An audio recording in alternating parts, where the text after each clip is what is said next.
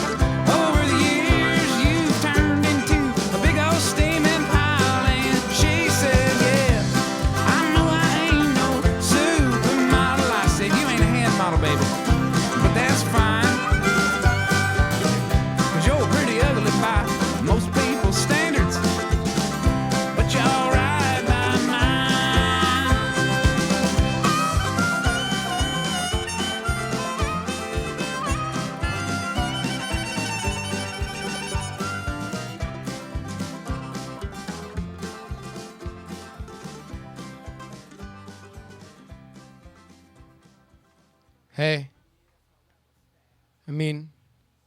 what's up, guys? It's me. It's me. It's your old pal, JuRY. What's going on? It's just the podcast. Doing the podcast. I like to do the podcast. Podcast is a fun thing to do. I like it. It's a great time. Normally I started off a little bit more high energy. Normally it's something like, hold on, wait. Tell me about your twin. She said, yeah, I know I ain't no Superman. Hitler's anus. It's an old JuRY show, but I don't have that energy right now. I don't have the energy to scream over country music and yell about Hitler's anus. I don't. And I don't know, there's only so much toothpaste in the tube, folks. There's the limits to the human condition. I don't know. I don't know what they are. This is an episode of the Justin Robert Young podcast for which, I love doing this show too much. I love talking to you guys too much that I can't not do the show, right? It's a great time. We have an amazing experience together, everybody, but been a bit of a busy week. There ain't no rest for the wicked. Money don't grow on trees, and whatever the fuck else the lyrics of that stupid song are. Got mouths to feed, got bills to pay. I don't even know who the fuck sings that song. Okay, here's the deal. This is a show that's coming after a lot of stuff. Man, I have, I've been on the road. I went to different states. I went to Florida. So here's the deal. All right, very rarely do I talk about Go Game stuff right here on the show, but I'm going to talk about a Go Game thing right now just to illustrate, not necessarily about the Go Game, but about the lunacy of corporate entertainment. So let me explain something to y'all about corporate entertainment. It ain't your money. And by that, I mean a shocking amount of the people in a transaction that I deal with from my day job almost every single time that I put on an orange jumpsuit and go do a Go Game. The optimum phrase is, this shit ain't your money. Now, what does that mean? I'll explain what the fuck that means. That means that it ain't the person's money that is booking me.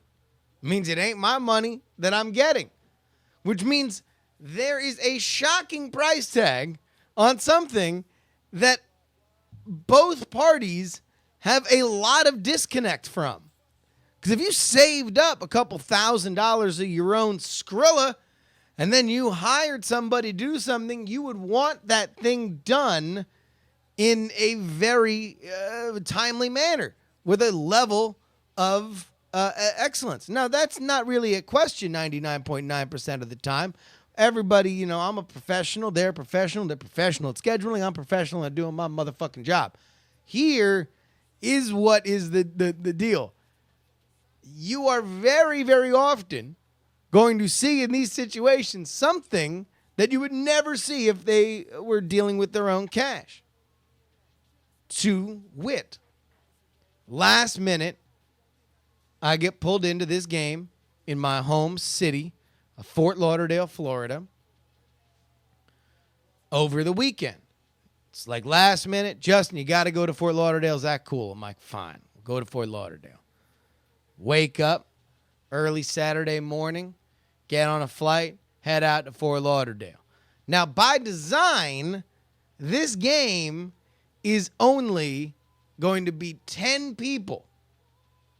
So I'm flying from my home in Oakland, California, to my hometown in Fort Lauderdale, Florida, which, in case you ain't a good goddamn geography major, is across the motherfucking country. They are both oceanside and yet stare into two different oceans.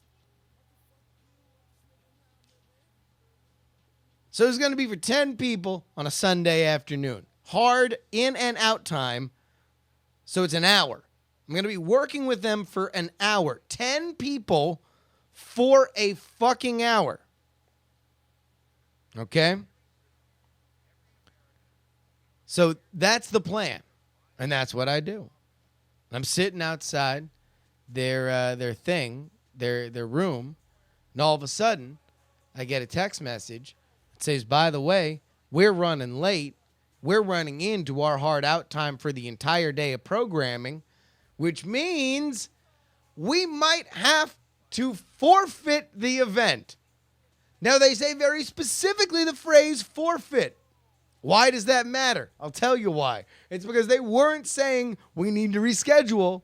They weren't saying we need to do it later. They were saying we're going to give you this motherfucking money for sitting outside of our room and waiting to see whether or not we are going to do this event. The reason why you woke up at 3:45 in the good goddamn morning to get down to SFO, to connect through Houston, to go to Fort Lauderdale. Now, there's a moment that I'm on the flight connecting in Houston, going out to Fort Lauderdale, when I see, I'm playing Hearthstone, and fucking all of a sudden, the little iOS message comes in, and it says, you've been upgraded in your flight from Houston, Texas. Okay. Now, I knew that leading into this flight that I was on, that I was number one on the list. And so every once in a while this happens where, there's somebody that doesn't go in before that they close the flight. They have to upgrade you in their system to make it all fucking legal like. So stewardess comes by and I'm like, hey, I think I got upgraded. She's like, no. What do you mean? It's full. Full? I just got this fucking email. Now, meanwhile, I'm playing Hearthstone. I'm fucking trying to rock this tempo mage, seeing if I can get the Might of Dollar on to pop so he gives me the fucking 3 arcane missiles, and then I can get Archmage Antonitis to launch a fucking turn of fireballs right up in this fucking aggro hunter's face because I've done enough to neutralize his attack. So I can't go into the email and go ahead and check it out. So I'm just looking at my thing, and I'm like, hey, I got upgraded. No, you didn't. You're fucking sitting in your seat. All right, fuck.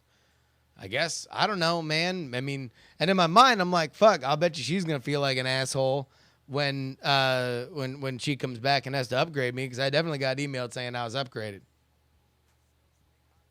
Except I wasn't. You want to know why? Because in a very JuRY situation, and I say JuRY, I speak to myself in the third person to illustrate that this is not normal and it is foreign to many people. I was getting an email on a flight that I was about to get upgraded to from Houston about another flight that I was going to be connecting through Houston in 4 days. And because I am high enough status, they upgrade me further ahead of time. I've never felt so ballin' and so asshole and so booty at the same time. Ballin' and booty fucking mixed up. That is the rum and coke. The Cuba Libre. That is your pal, Justin Robert Young. Mix equal parts, stir well, and serve boiled. This is the Justin Robert Young podcast. I have no fucking idea what we're going to talk about. This is straight off the top of my dome, son. So you need to help me out. If you are watching live, you can go ahead and give me a call, 954-892-5665. Spread the word. We're going to talk about whatever the fuck you want, so I need people to call in. This is going to be a bit of a challenge. We've had some technical issues. We're going to see whether or not we can pull this motherfucker off coming up right after I talk longer than I normally would so I can play songs and get into the next segment.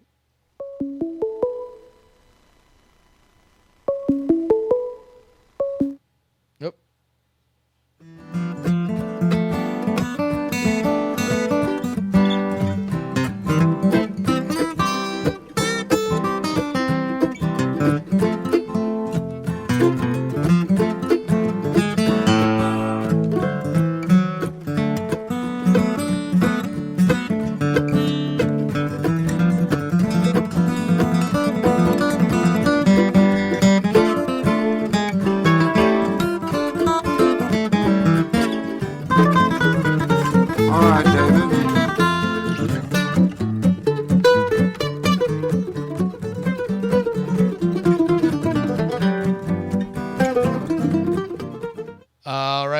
Caller, welcome to the program. Who's calling? JuRY Facts. Oh my God, the one, the only, JuRY Facts. How you doing, buddy? Not too bad. Yourself, man? As I got to before, I'm a little frazzled. You know, I've probably been in better constitution. But other than that, we're rocking and rolling. What's on your mind, man? Man, Slim Jesus. Slim Jesus, ladies and gentlemen. If you are not aware of Slim Jesus, why don't you go ahead and explain to folks who is Slim Jesus? Slim Jesus is a very Caucasian young male from Hamilton, Ohio, who loves to rap about guns, and drugs, and how he will buck your ass. All right, so let's go ahead and get a little bit of a taste here, ladies and gentlemen. This is Slim Jesus and his song, which is nearing 7 million views on YouTube, Drill Time. Up on Frank Block with my fucking gang. You ain't really bout shit.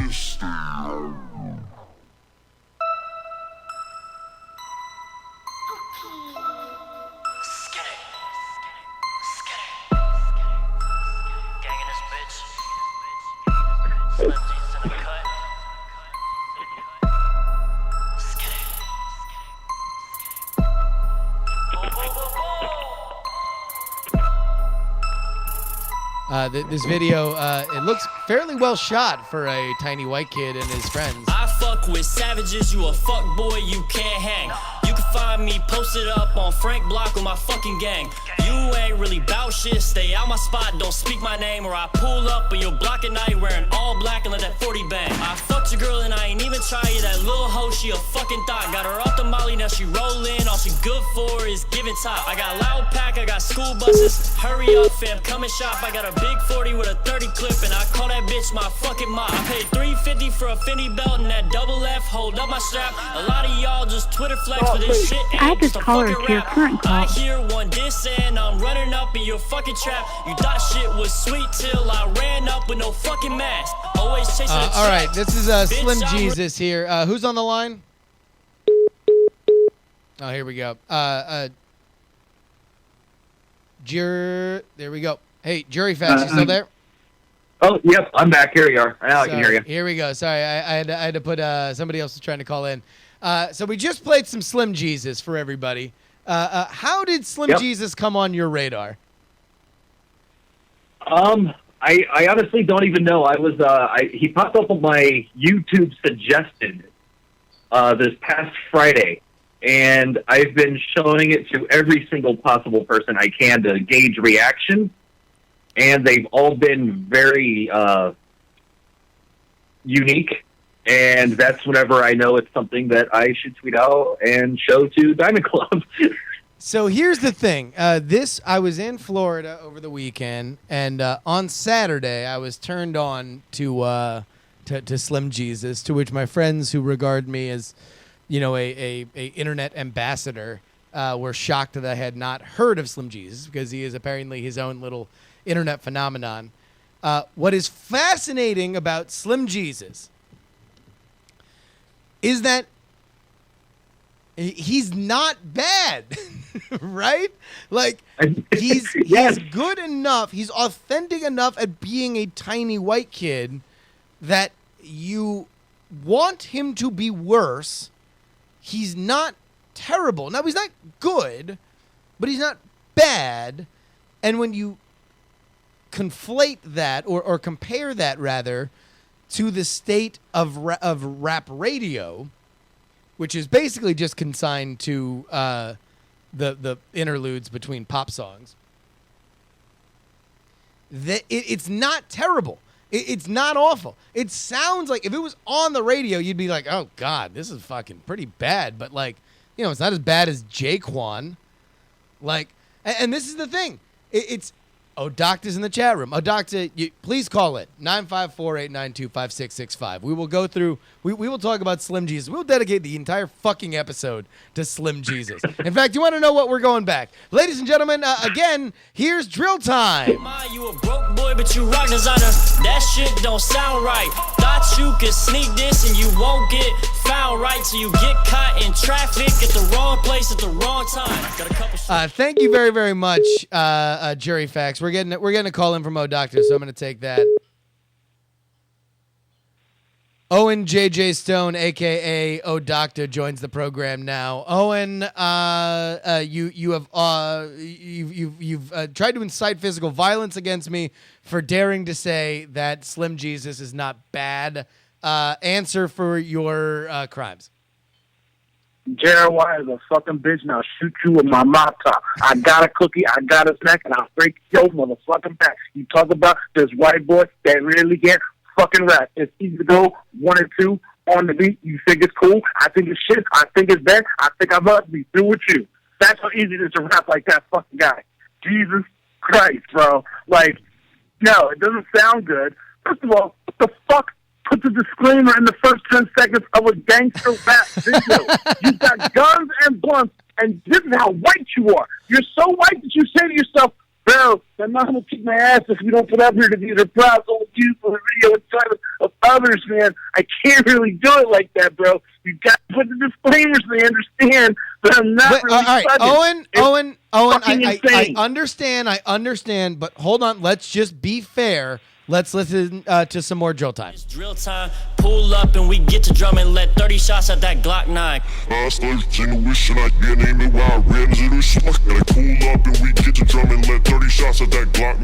back to the trap with that 20 sack rolling up. See, that's pretty good though, right?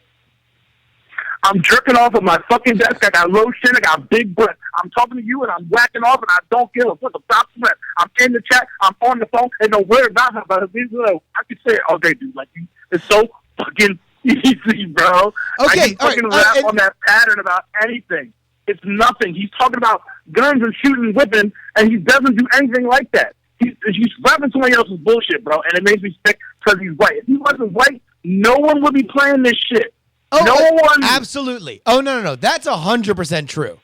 If there are right now a constellation of black kids his age that are rapping that shitty that nobody gives a shit about on YouTube, you can find them dime a dozen of kids that are from probably the exact same even social strata that this kid is, that have videos that are shot about as well that nobody gives a shit about because it's a novelty that he is white and that's part of his allure.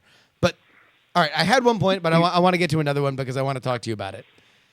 You brought up something just then that he's rapping about shit that he doesn't do. I've got this theory now because of the Drake Meek Mill fight, the beef. Are you up on that one, Owen? Sure, bro. All right. All up on the hip hop scene, homie. So here's the deal.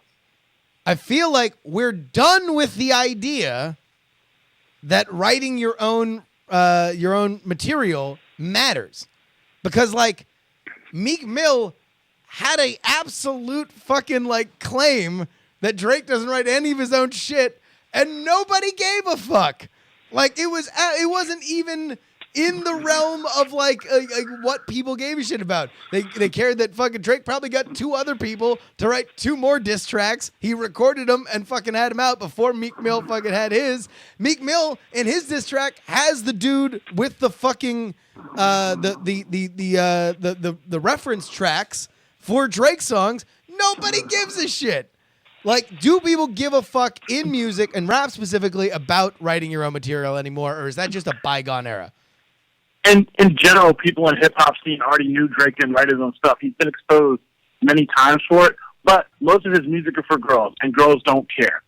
And Drake is too big for somebody like Meek to go after him. Like, it's not like Jay-Z and Nas, when they had a beef, and it was like, oh, shit. Like, it was 2 respected top-level dudes.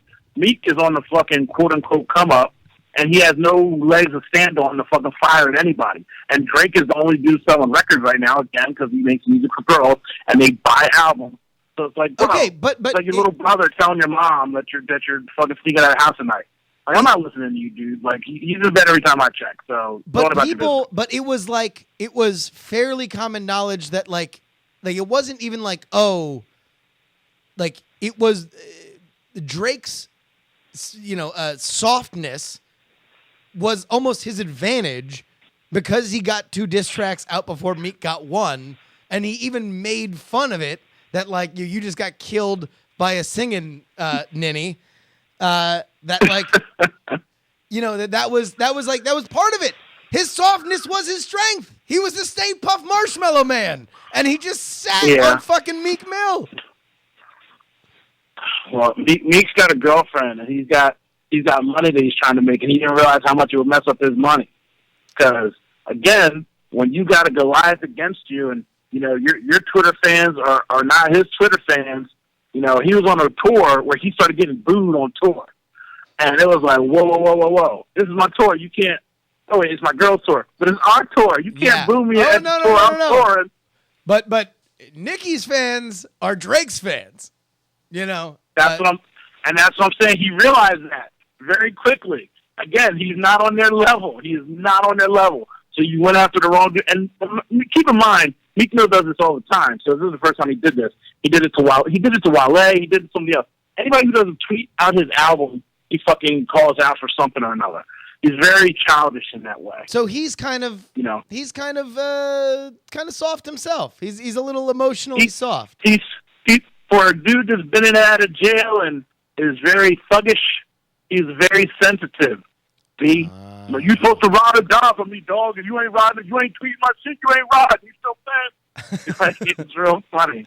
Like back in the day, you came from the streets where if dudes didn't fucking bail you out, it was a problem. Now they don't tweet you out, it's a problem. Like I don't get it. Like it's not that serious.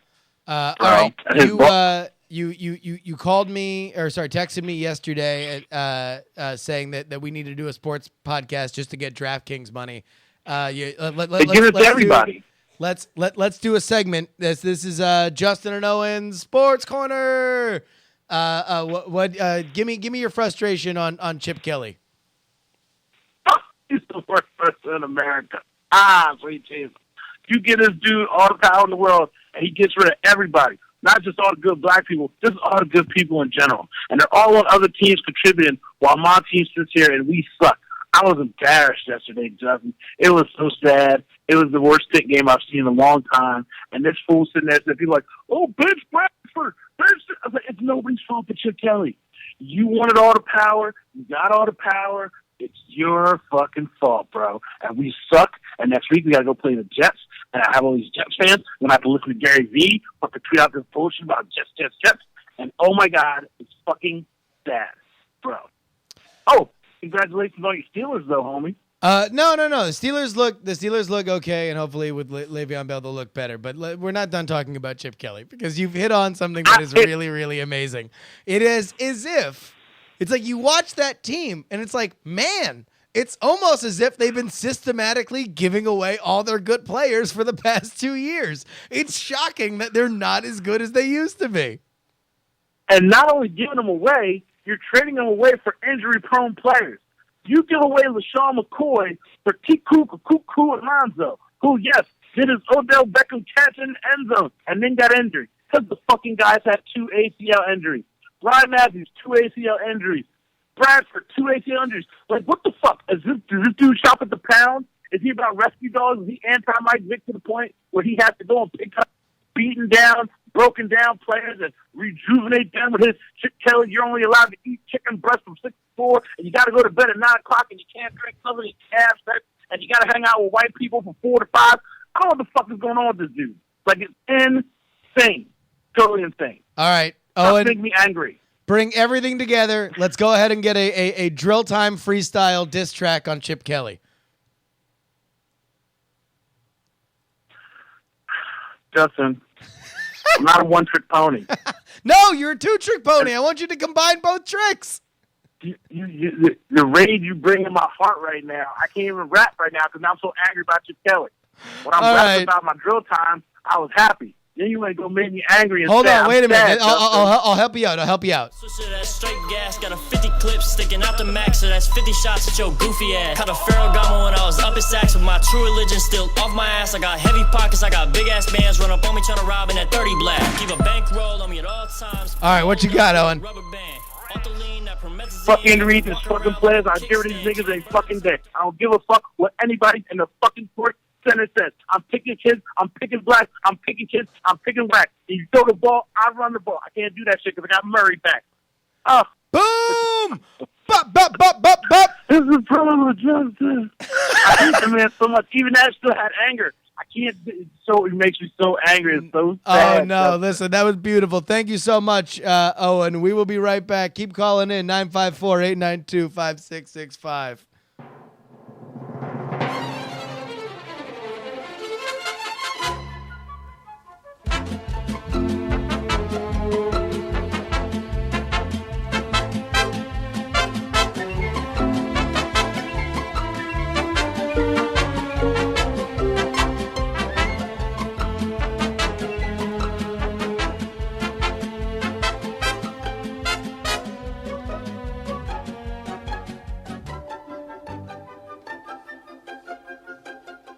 We have a call from what it says is Sri Lanka. Sir, go ahead.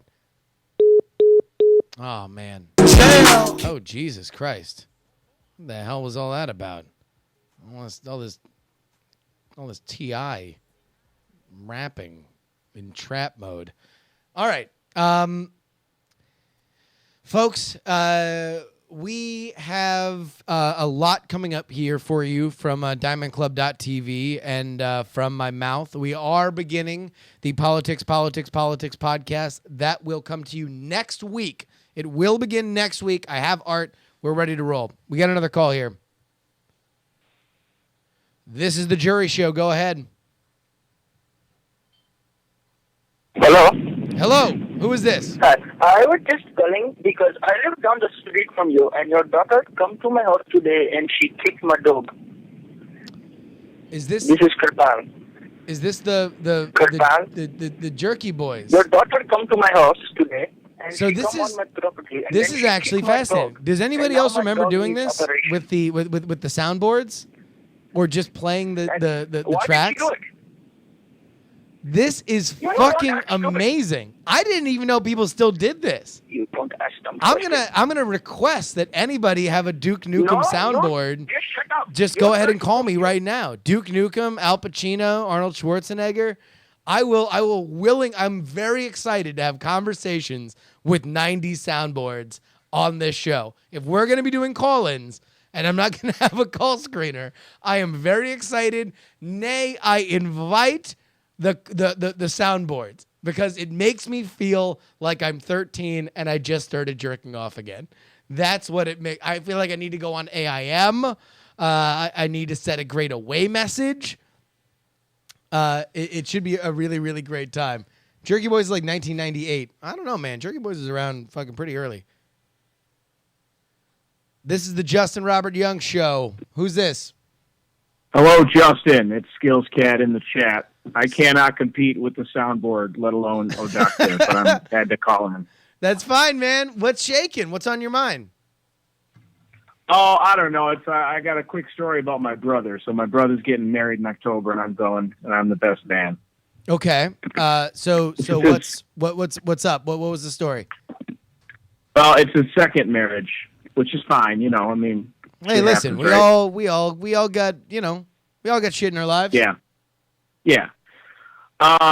So he got divorced about 3 years ago, and now he's getting married again. So he's been planning this October wedding for like forever, and we've all known about it. And the whole family's coming, of course, and everything's going to be great. It's going to be a good time. Don't often get to see all four siblings together in the one place, so it's going to be nice. Then I get a call about 2 months ago. Yeah, we just got married. Like, okay. What? Well, we got married because, but we're still doing the thing in October. So then what is this? Is it a wedding or what? So I'm just a little confused and just kind of upset about it. So, all right. So you feel, because I am very sympathetic to your brother, by the way, because I've just been through planning a wedding. It's really fucking annoying. And there were a couple times that I was like, hey, listen, let's just still do the thing in Atlanta, but let's just get married so we can get a little bit of this stress fucking taken off the top. But you seem a little annoyed by it. Is this a travel wedding, or is it just something you're going around the block for? Well, no, it's like 3.5 hours away, but, I mean, it's still going to be a good time, So what is your, give me the snap judgment, what's fucking annoying about it? Well, it really goes back to, and this is some deep shit, that nobody in the family liked the old wife. And okay. although the jury's out, no pun intended, we're not too 100% convinced about this one either. So this is more about your brother's selection of women. Yeah, probably, and that was just the little icing on the cake. See now, man, motherfucker, get me a hard hat, get me a pickaxe, because I'm mining the fucking truth out of this shit. So let's get down to it. Why was the last one a Bad News Bears? Okay, all right. He got married in like 1989. My brother is 8 years older than me. He was in college at SUNY Utica. Yeah. And I was at home. I was living at home still. Uh-huh. And my dad Where's died. home, by the way? Where's home? Buffalo, New York. Western New York. A little beef and wick. Huh? Good. Go ahead. Back to upstate New York. All right. I know you know so well. I do. I love it. So my dad dies, and within like 6 months, he announces that he's marrying this girl that, like, hardly any of us had known and met. And he just kind of like, it feels like he fell into that relationship just to kind of like shield himself from the pain of our father dying. All right. I'll be the armchair psychologist here. Give me the big fiasco. It sounds like there is, like, if I say, what was the other girl's, the first wife's name? Linda. If I'm like, oh, fucking, remember the Linda thing? There's got to be a Linda thing, right? Like a big, public, ugly Linda thing, right? Yeah, there were a couple of them. Give me the best one. Big, fat, hairy, public embarrassment Linda thing. Okay. All right. Where the hell were we? We were up in Canada on vacation, my brother and Linda, and the rest of the family was all there. And my brother's kid did something stupid, and my sister yelled at the kid. and it started a whole fiasco. This is not really exciting radio. Sorry, I'm not really. No. helping the show very It's much. fine. I just want give me the money shot. Give me the frozen in time. Can you fucking believe Linda did that moment? Well, she basically said you're no longer welcome in our house, kind of thing, and that was really. Oh, what a bitch! Which is funny because it didn't even happen in her house. But anyways, that was the thing. But I never had a problem with Linda. Linda just kind of ignored me, and that was fine by me. I never really had like a run-in with Linda. I just didn't particularly. And so now we don't know. He divorces Linda. Finally, get the fuck out of here. And all of a sudden, now you have to deal with, the fact that maybe your brother is making other poor decisions with this new wife. Okay, all right. You don't know. You want to talk? Okay, you want the money shot? Let's go. Here's the money shot. Let's go. All right. Now, this is chat realm only, so you got to keep this on the down low. Everybody shut up stuff. about this. This is fucking between me That's and right. you and Skills Cat. Exactly. My brother, is going through the divorce. It's all falling apart. All right. It's all falling apart, and he is torn to shit because he defines himself by his role as a father, a provider, and a husband. Okay. Those three things are what make him. They're the pillars of his life, and all three of them were being crumbled to the fucking ground. Yeah. So he starts calling other family members and talking. He's talking some suicide shit is what he's talking about. Oh my God. And it's getting pretty scary. Because And he's my going sisters. through it. He's talking to my sisters. And then at one point, when talking to one of my sisters, he says something about, I really shouldn't even be saying any of this. He says something about harming the kids as well. Oh my God. So my sister calls the cops on him from like out of state, 15 hours away. I mean, the right Calls decision. the cops. Right? The right decision. Exactly. Cops show up, and instead of him saying everything's fine, he kind of starts fronting up to the cops, like, what are you doing? You can't be here, and he ends up getting arrested. Drinking? Is it? Drinking involved? I don't even think that there was at all. Okay. All right. I don't. It's not his MO. Not a drinker. No. So just obviously really that was a dark place, and you say that might have fucked with just his relationship with the family in general. Well, it didn't help. Well, certainly not. No, that usually rare is the occasion in the Norman Rockwell painting when you see two grown siblings looking at each other with sun breaking through the window, saying, "We've always gotten so closer after you called the cops on me when I fucking went on some maniacal ramblings over the phone." That rarely brings a family together. It normally does some damage. So now is this supposed to be kind of a healing moment, and he kind of took it away from the family by getting married beforehand? I mean, I don't know. She seems nice enough, and we want him to be happy. But Well, listen, dude. I don't know. That's some rough shit. Here's all I will say. You definitely need to be there for your brother. Obviously, he has been through some shit. He obviously fucking has some terrible, has had at least, noted terrible choice in women, like fucking Linda. But that dude's going through some shit. And my guess is if we were staying on the phone even longer, you could probably give me other examples as to why, he has maybe been troubled at times. That's my guess, right? So the best you can do is take the big bird's eye view on this and say, hey, listen, man, just so you know, it's a little annoying because it takes a little bit out of the ceremony. Everybody was really excited to be there for you. But no matter what, through anything else, even if the rest of the family is annoyed with you, I'm here for you. Because if he is unstable and he's going through a fucking, a wedding's a really emotional time, he needs a rock in roiling seas, and you can be that rock. I will endeavor to be so, JuRY. Oh, thank you, Skills Cat in the chat, calling up right now. We will be right back with one of the creepiest and most amazing emails I have ever received.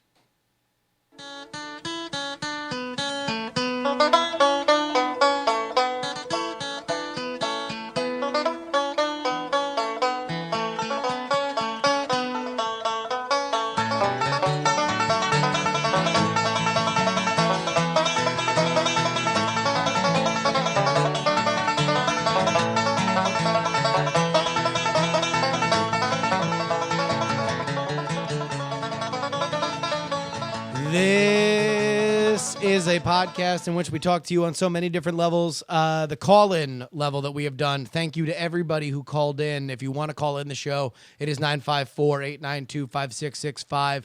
Otherwise, you can email the show at justinrobertyoung@gmail.com.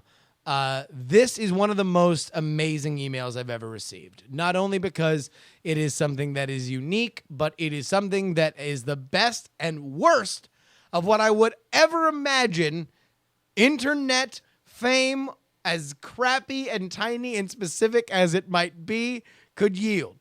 I have said to you, listeners of this show, that I want the JuRY podcast to differentiate itself not only from everything else that I do, but everything else that is on the internet in its unabashed candor.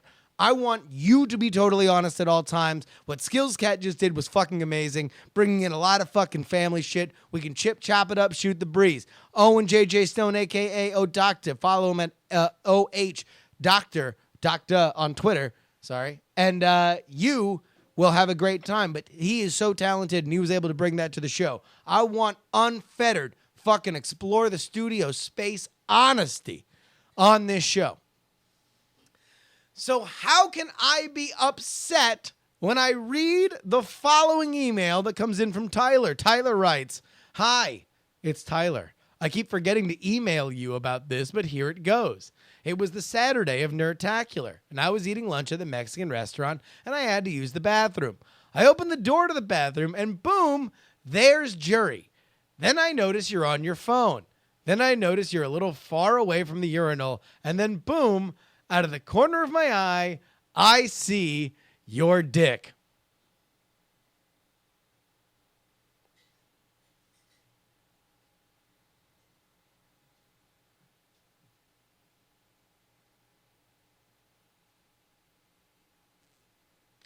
I repeat, I notice you're a little far away from the urinal, and then boom, out of the corner of my eye, I see your dick.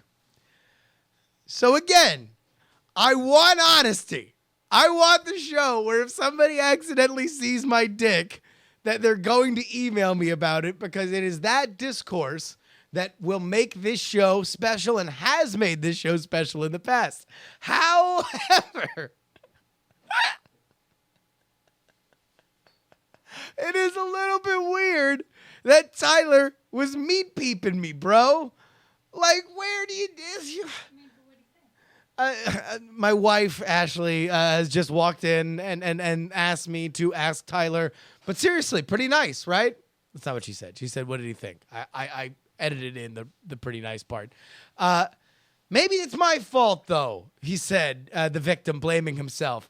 Maybe I did I was trying to arc it a little bit too much. I was on my phone and I was trying to hit the sweet fucking arc so it landed the piss stream exactly on the down trajectory. Maybe it is my fault. Maybe I've been flashing my dick around town since I was a kid.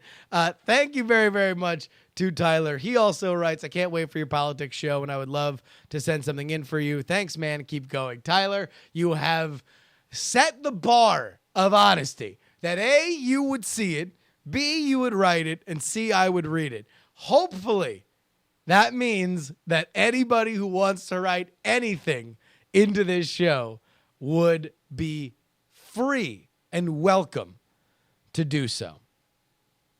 Apparently, people are saying that Crunchy should call in. I will only take the call if Crunchy calls in. So here we go. This is a call. Let's see. Oh, wait, no. Oh, my God. Here we go. I think this is Crunchy. This is Justin. Hey, how's it going? Crunchy, everybody's screaming and yelling for you to call in. You're the last call of the show. Welcome, welcome, welcome. How you doing? I am doing well. I just had a long weekend at work because we have had some horrible hospice nurses that we've had to deal with. Okay. How bad? How bad were the hospice nurses? So yesterday we had a call from the hospice nurse, and my coworker's taking all the calls. He's asking her like all the standard bullshit, like it's a house call, so a lot of people's houses are kind of hoarded or stuff like that. All the standard stuff, like are there any stairs, railings, anything like that on the way to the deceased? She says no. So she also says he's 200 pounds, which is another thing. But we get there. So by the way, just to fill people in, if you are not familiar with Crunchy and Crunchy's occupation, describe in a sentence what you do for a living. I am an embalmer, but we have to pick up a lot of people because they don't just kind of teleport to us when they die. Got you. Yes. So you have to go pick up the corpses because you are going to embalm them. And so therefore you got to deal with hospice nurses who were there at the end of the lives of the people that you are dealing with. So 200-pound person, bitchy hospice nurse, telling you some lies about where this corpse is. Right. And she says, on the way to the deceased, there is nothing in the way. So we get to the house. They have no driveway, so we have to park in the middle of the street, which is fine because we work third shift. So we get there, and you first have to go up over a curb to get to the house, and then there are 5 stairs to get into the house. And we go in, you have to go around a hallway with the big railing because the guy was old, kind of mobility impaired. And the corner into the bedroom where he died is like, there's no way in hell a stretcher is fitting around that corner. So, which means we're going to have to carry him out to the stretcher. Oh. And he is at least 250, like way more than she said. Oh. And so you can see like my coworker's face just like fall. And the nurse goes, I'm sorry, when you asked, I thought you were talking about my house. Which, like, oh yes, no, I'm sorry. I was asking you about interior decorating and not about the motherfucking 2-ton corpse I have to bring to embalm. Exactly. So she like makes a phone call to, which we think is going to be like a funeral home or something, making it to her husband to ask about dinner in front of the family.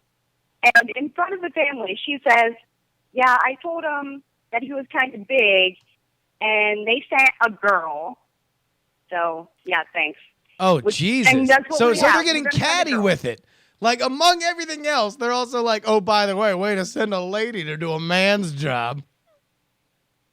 Yeah. And then she says she'll help, but she can't because with that railing and everything, she's not exactly a small lady herself. And there's no way that her and this man are both going to fit through the hallway at the same time, side by side. So me and my coworker, we do the thing, we carry him, whatever. But we get back in the van, and he just looks at me and goes, why in the hell would I be asking about her house?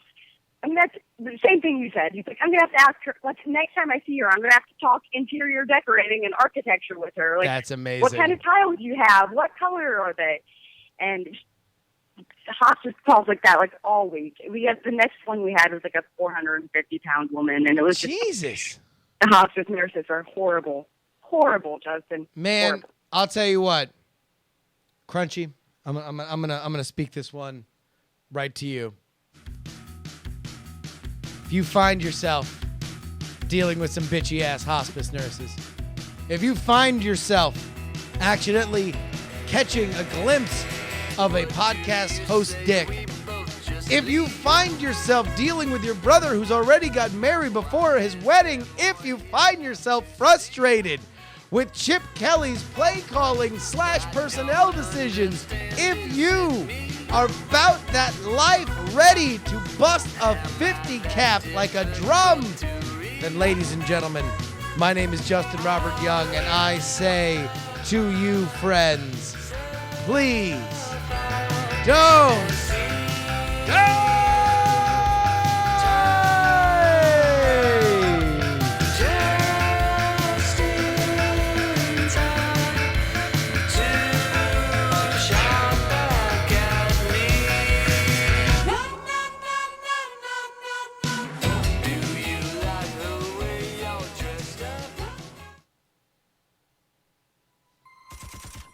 fuck with savages, you a fuck boy, you can't hang. You can find me posted up on Frank Block with my fucking gang. You ain't really bout shit. Diamond Club hopes you have enjoyed this program.